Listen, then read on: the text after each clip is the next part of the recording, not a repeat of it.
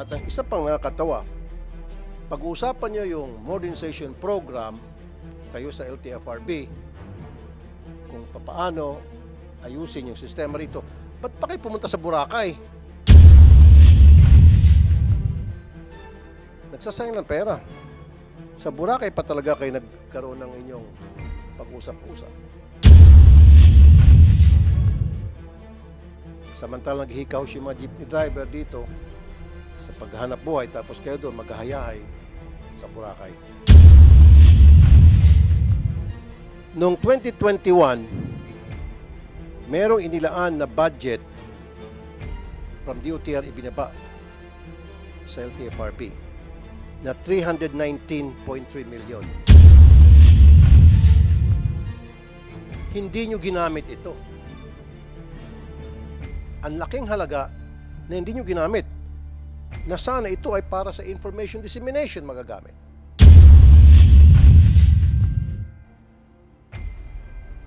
Pangalawang budget na hindi nyo ginastos ay itong route rationalization for Metro Manila Urban Transportation Study na 45 million. Hindi nyo naman ginastos ulit. Route Rationalization Study, Provincial Public Transport Services, 28.3 million. Hindi na naman ginastos. Thank you, Senator Grace Poe. I'd like to acknowledge the presence of Senator Robin Padilla. Senator Robin, meron kang opening statement. A'udhu billahi minasyaitanir rajim. Bismillahirrahmanirrahim. Alhamdulillah rabbil alamin. Bismillah wassalatu wassalamu Rasulullah. Assalamualaikum. Magandang umaga po sa inyong lahat. Pagbati pong puno ng pagpapala at awa ng Panginoong sa inyo pong lahat. Nais po nating pasalamatan ang tagapangulo ng Komite ng Public Services, Senator Idol Raffy Tulfo, sa pagpapatawag po ng pampublikong pagdinig sa umagang ito. Hindi po natin maikakaila ang malaking papel na ginagampanan ng ating mga driver sa pampublikong transportasyon. Partikular po ang mga jeepney drivers. Sabi nga po nila, nung bata pa ako, lagi ko pong nakikita doon, pagsakay ko, nandun yung sweet lover. Basta driver, sweet lover. Talagang yun po lagi ang ano sa akin eh. Maganda sa aking mga mata. Kaya gusto ko pong maging driver nung araw eh. Alam nyo po, pinarelax ko lang po sila. Malaking bahagi po ng ating working force ang hindi makakarating sa trabaho kung walang jeep. Malaking bahagi ng mga estudyante ang hindi makakapasok sa eskwela kung walang jeep. Mapipilay ang ating mga pamayanan kung walang PUV drivers. Kung walang jeep sa ating mga kalsada. Nadarama po ito sa tuwing magkakaroon ng strike ang ating mga PU drivers heroes. Sa paglulunsad po ng pamahalaan ng Public Utility Vehicle Modernization Program noong 2017, napakaganda po nito.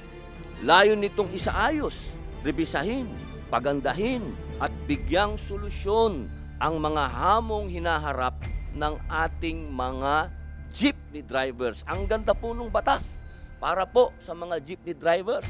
At alam niyo po, kapag sinabi natin na para sa mga jeepney drivers, kasama po dyan yung pasahero. Ibig sabihin, pag sumakay po ngayon yung mga pasahero, komportable na po sila. Napakaganda po.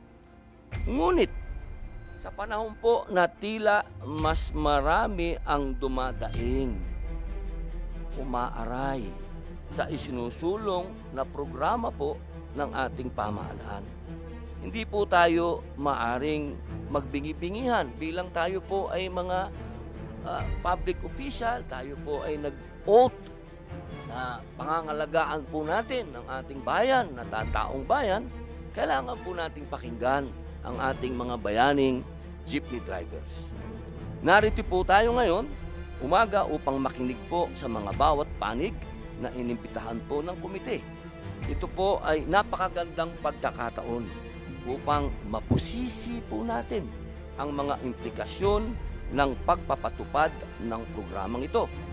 Katulad po ng sinabi ng dati pong chairman, ang amin pong isa ring idol, nananalaytay po ang pag-asa sa kanyang dahil po sa kanyang ama, Fernando po Jr., ma'am. Napakaganda po nung sinabi niya, hindi po kami kontra sa modernization. Walang taga-gobyerno ang po kontra sa modernization. Yun lamang po, yung pong sana, suportahan po natin yung local natin na gumagawa. Bago po natin bigyan ng importansya yung mga dayuhan, yung pong katulad po ng mga kilala na, bihasa na. Sa hulit-huli, hindi natin kailan malilimutin ang ating layuning bigyang proteksyon higit sa sino man ang ating mga maliliit na drivers. Yan po yung narinig ko kay Senator Raffy Tulfo, ang mga manggagawang Pilipino. Maraming salamat po. Thank you, Senator Robin Padilla. Isa sa mga napakahalagang issue na dapat maresolba kung nais natin magtagumpay itong modernization program, yung route plan. Ito po ang one of the reasons kung bakit nag-modernize tayo, dahil totoo nga naman, napaka daming jeep sa isang rota. Sumusobra-sobra, kaya pumipila-pila sa isang lugar para umakot ng kukunting pasahero. Ang akin lamang dito, hindi maunawaan bakit ang tagal. Tapos pangalawa, bakit sa LGU? Solely sa LGU yung responsibility sa route plan. Marami akong bad experience dyan. Yung mga taga-LGU, magninegosyo na sila. Kukunin nila yung mga magagandang rota or ibibigyan nila doon sa mga kakilala, kumpare, kaibigan, etc. Lugi. Hindi dapat LGU kung akong tatanungin. Pwede siguro, kukonsulta lang, pero in the end, kailangan pag-uusapan yan. Operators, DOTR, LTFRB, and of course, yung mga maapektuang tsuper. Now, ang tanong ko muna sa inyo, DOTR, information dissemination. Dito kayo nagkulang sa departamento ito. Noong 2021, merong inilaan na budget from DOTR ibinaba sa LTFRB na 319.3 million. Hindi nyo ginamit ito. Ang laking halaga na hindi nyo ginamit, na sana ito ay para sa information dissemination magagamit. Pangalawang budget na hindi nyo ginastos ay itong route rationalization for Metro Manila Urban Transportation Study na 45 million. Hindi nyo naman ginastos ulit. Route Rationalization Study, Provincial Public Transport Services, 28.3 million. Hindi na naman ginastos. At ang isa pang nakakatawa, pag-uusapan nyo yung modernization program, kayo sa LTFRB, kung paano ayusin yung sistema rito. Ba't pa kayo pumunta sa Boracay? Nagsasayang ng pera. Sa Boracay pa talaga kayo nagkaroon ng inyong pag-usap-usap. Samantalang naghihikaw yung mga jeepney driver dito sa paghahanap buhay, tapos kayo doon maghahayahay sa Boracay. Pakisagot lang po muna yung ang laking perang hindi nyo po ginastos. Meaning, hindi nyo po ginamit. Yes. Mr. Chair, pwede po ba akong ma-recognize? Yes. Chairperson ng LTFRB, Teofilo Guadis III. Sorry. Go ahead, Chairperson. Salamat po, Mr. Chair. Yun pong mga katanungan po ninyo ay meron ho kaming binuong PowerPoint presentation. 10 minutes lang naman po. Sige po. Na pinaghandaan po namin dahil in-anticipate na po namin itong mga katanungan na to. Hindi hope na yung presentation po namin makasagot po sa mga konting katanungan po ninyo. So with the permission of the chair po and the committee, may I be allowed to do a 10-minute PowerPoint presentation? Yes, go ahead. Salamat po, Mr. Chair.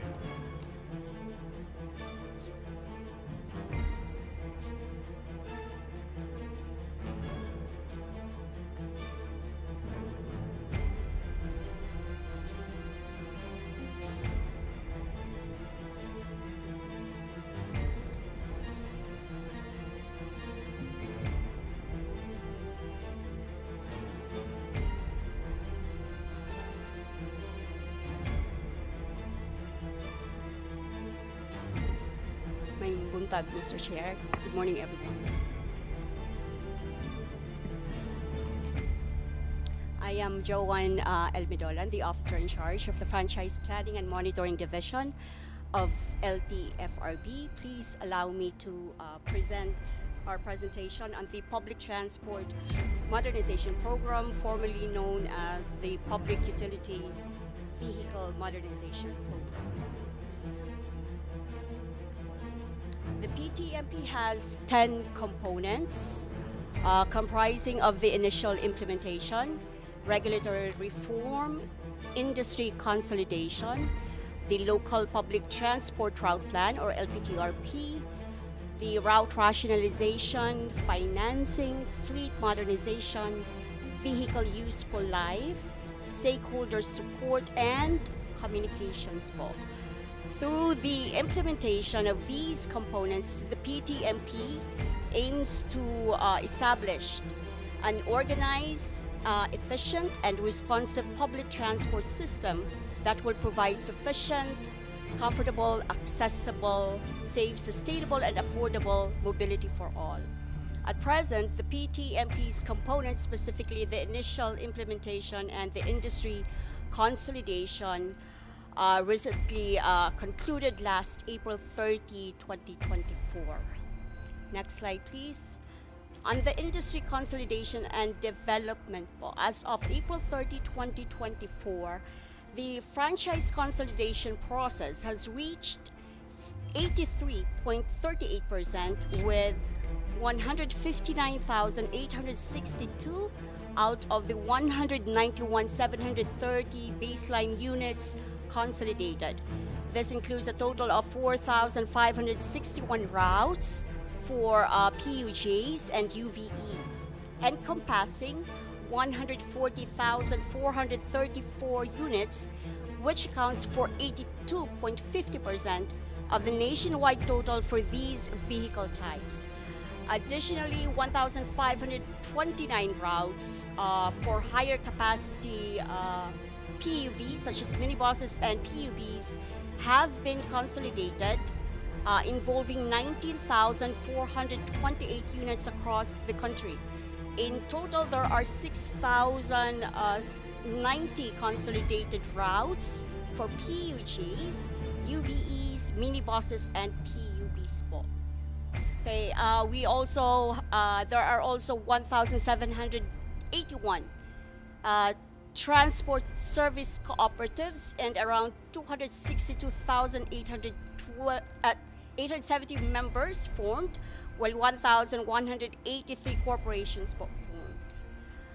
Next slide, please. As to the benefits of the consolidation, the consolidation of drivers and operators into consolidated entities bring numerous benefits, not only for our public transport workers, but for our commuters as well. For one, consolidation fosters better working hours as drivers and operators are provided fixed salaries and government-mandated benefits. Second, consolidation results to reliable public transport service by ensuring that there is timely dispatching of units to ensure that there are always PUVs on the route, especially during peak hours. Lastly, by consolidation, there is improved efficiency in transport operations since organized dispatching of units allows more efficient deployment po, reduced gas consumption and maintenance expenses. Operating costs are shared among the members. Since the industry consolidation, so what's next after consolidation?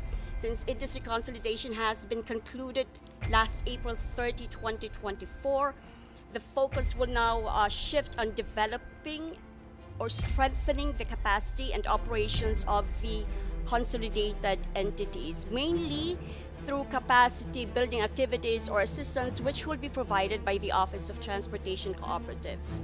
And aside from this po, the focus will now shift on the completion of the LPTRP and route rationalization plans in order to ensure efficient and viable operations of the consolidated entities moving forward. Next slide, please. The local public transport route planning, the LPTRP. The question was raised earlier by the Honorable Chairman. As the local government units are more knowledgeable and familiar with their territorial jurisdiction, the task of planning routes within their jurisdiction is devolved to them. The LGUs are expected to rationalize their existing routes based on passenger demand, road hierarchy, and road capacity, and to identify new developmental routes by formulating their own LPTRPs. As of June 15, 2024, 1,112 LGUs out of the 1,574 LGUs, or 71% po, have already submitted their draft LPTRPs for the review of DOTR. Ma'am, excuse me, can I interrupt? Yes, please. And then I'll let you continue. Pwede bang once in a while magtagalog po kayo? Kasi itong hearing na to para sa mga jeepney drivers to eh. Marami sa kanila hindi masyado nakaintindi ng English. So pakitagalog lang po yung iba kung kaya, ha? Thank you Sige po. I will try po. Hindi po kayo marunong magtagalog? Ay, marunong po sir, pero okay. I believe. Sige ma'am, sige ma'am. Sige po. Your Honor, if I may, I could continue na lang po. Sige po. Tapos ko po. Pakibilisan lang po Yeah, sana. that's right.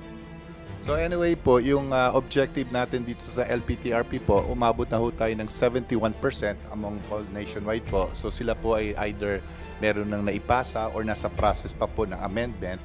So yun po yung latest natin, 71% po. Next slide please. Okay, sa fleet modernization po, ito po ay nabuo base po sa tulungan ng mga different agencies po. Hindi lamang po DOTR, kasama po natin dyan ang DTI. Sila po yung pinaka gumawa po ng Philippine National Standards po para malaman natin kung anong sukat, ano ang dapat na meron ang ating mga sasakyan na aprubahan po eventually po ng DOTR. Kasama po dito ang OTC, DOTR, LTO, at saka LTFRB, at saka makikita nyo po, meron pong different government agencies po, pati po mismo yung mga manufacturers ay kasama po sa pagbuo nito ng PNS po. Next slide please. Sa certified PUV models, ito po yung naging topic nyo, Senator, yung tungkol po yung sasakyan, no?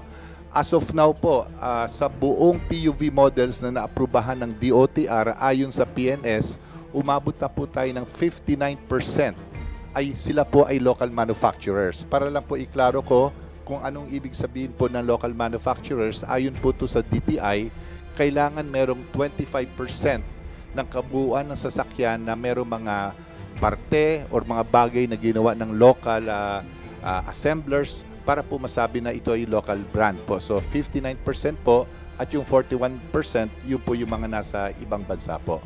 Next slide. So ayon sa latest po to, there is a total of 11,165 po na ika nga tinatawag na OFG compliant units. Ito po yung mga modern vehicles. Meron po tayong 358 na electric vehicles po. At sila po ay bumabaybay sa total of 27 routes sa buong Pilipinas po. Next slide. Sa financing naman po, so makikita po natin dito, dalawang grupo po yung nagpapautang. Isa po ay government financing institutions. Sila po ay merong approved loan na ng 17.5 billion. Tapos yung equity po, no, yung sinasabi nating tulong na gobyerno which is worth 280,000 bawat isang unit po, ang nai-release na po nila ay 1.66 billion pesos. Sa pribado naman po, 4.6 billion pesos po yung approved loan at sila po ay or nakatanggap na po sila galing sa gobyerno ng total of 577 million na equity subsidy po. Next slide please. Sa social support, ito po yung sinasabi ni Senator po kanina, yung tulong po natin. So, Chuper Scholar po, ito po ay galing sa TESDA. So, kung makikita nyo po, meron na po tayong 34,000 beneficiaries since 2019. Tapos, ang total po ng training sa lahat na ito ay 427 million po. Sa Entrepreneur Program po, ito po yung sa DOLE naman po, ito ay parang livelihood na binibigay po ng DOLE. Meron na po tayong beneficiaries ng 6,358. Nagtototal po ito ng 190 million pesos. Next slide please. So ano ang susunod dahil natapos na po yung ating consolidation ng April 30.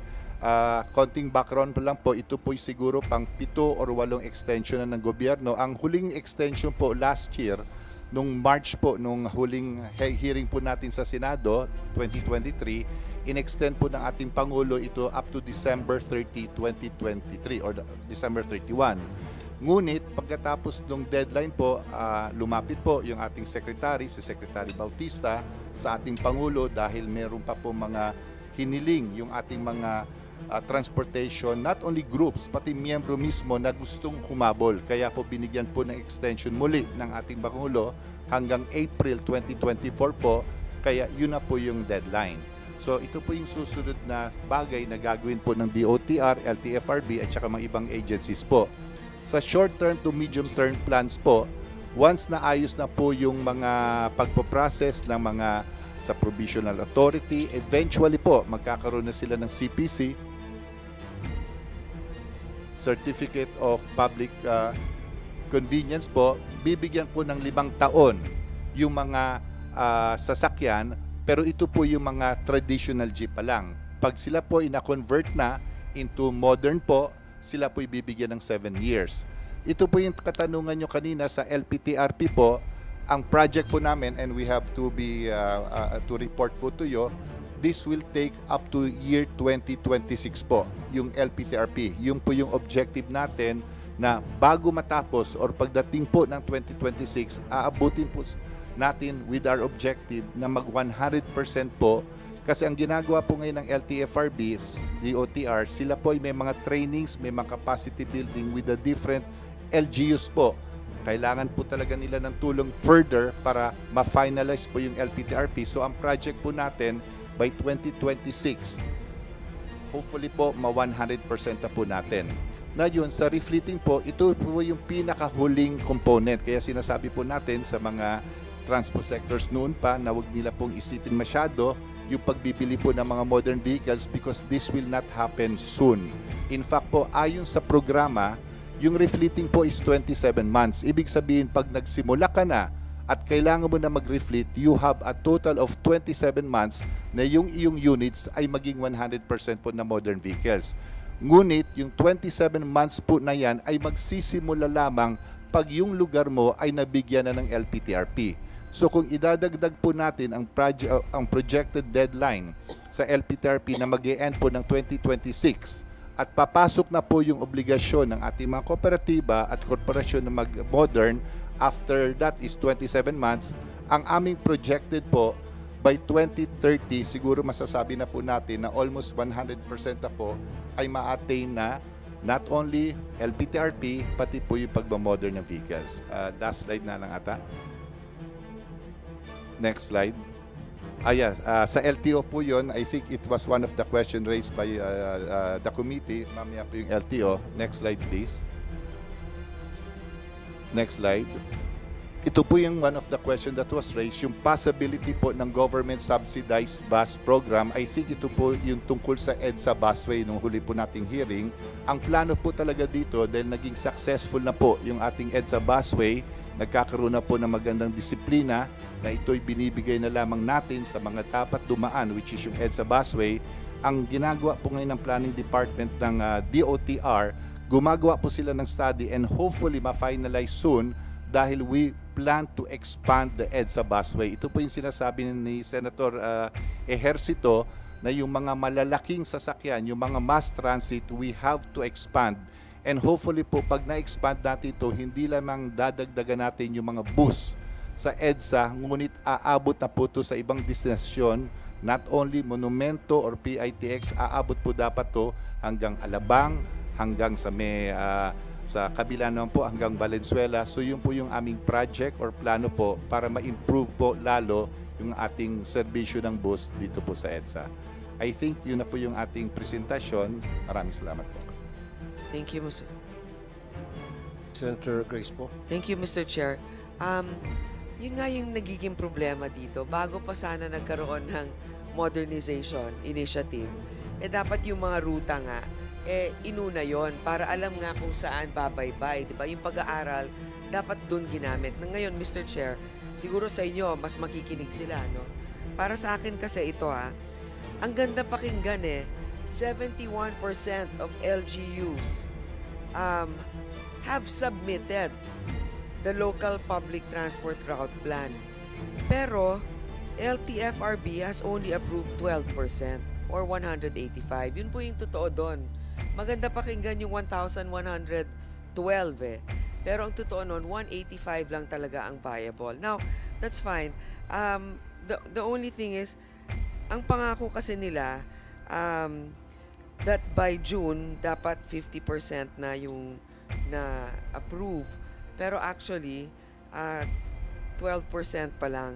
So talagang hindi tayo umaabot sa deadline. So kaya naghihimutok yung iba kasi nga walang kasiguruhan. So anyway, I just wanted to point it out. Si Mr. Yusek Ortega naman has been very patient, but I guess we really have to get to the bottom of this. Bakit nga ang tagal-tagal nitong tama yung sinabi ninyo, yung local government. Siguro dapat mag-step in na rin talaga yung national government na pag hindi pa rin ninyo yan ginawa, ito na yon, diba? So that's all, Mr. Chair, and I leave it to your capable hands to continue this advocacy to help our drivers and commuters. Thank you, Senator Grace po.